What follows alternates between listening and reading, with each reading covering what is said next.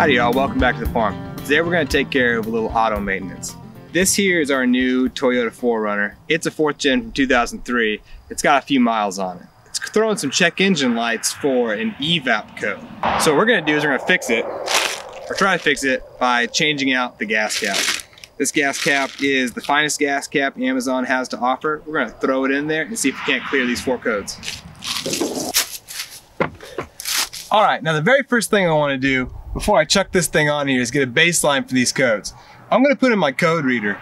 This thing is sweet. If you don't have a code reader, they don't have to be that expensive. I got this little Bluetooth code reader off Amazon for like, I don't know, 10 bucks. And then I downloaded an app on my phone called Torque. Torque's like a $5 app in the Google App Store. So I'm gonna throw this into my OBD port, and then when I turn on my car, I'm gonna be able to pull those codes from the ECU.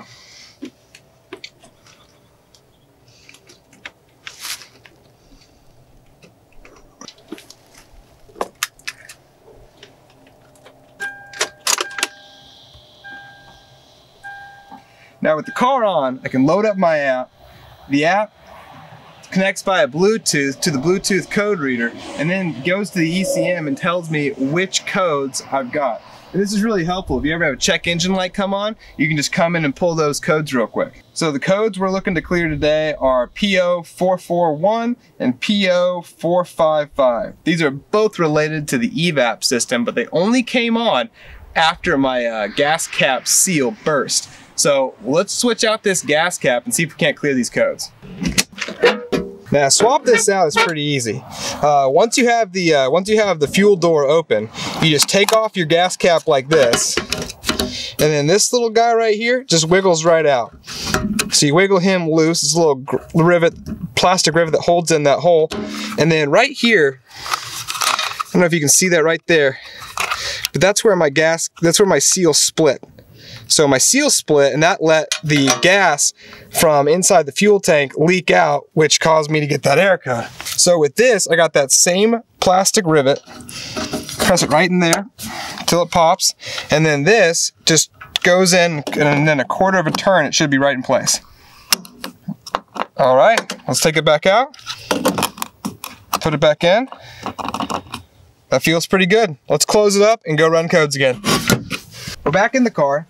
We got the new gas cap put in, so let's go back into Torque and see if those codes are back.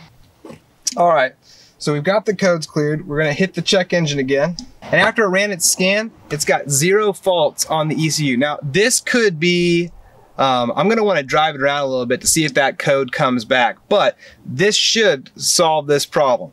So with that, I got no more faults. I'll take it on a quick drive and see how it runs. And just like that, we've been able to knock a couple codes off of the check engine light. You know, this is one of those codes that isn't that big a deal. I mean, you could probably run with the EVAP system, but you're gonna see a decrease in gas mileage, a decrease in engine efficiency, and it's not as good for the environment to be running around with an EVAP canister that's not collecting all the fumes from your gas tank. So it's a great idea to get this checked out and make sure that your EVAP system is airtight and you're keeping all those fumes in your car. So if you found this helpful, let me know. I want to hear from you. If you've got a 4th gen like this that you're trying to keep alive, I want to hear from you, man, because you're my kind of person. Thanks again for watching, and see y'all next time. Bye.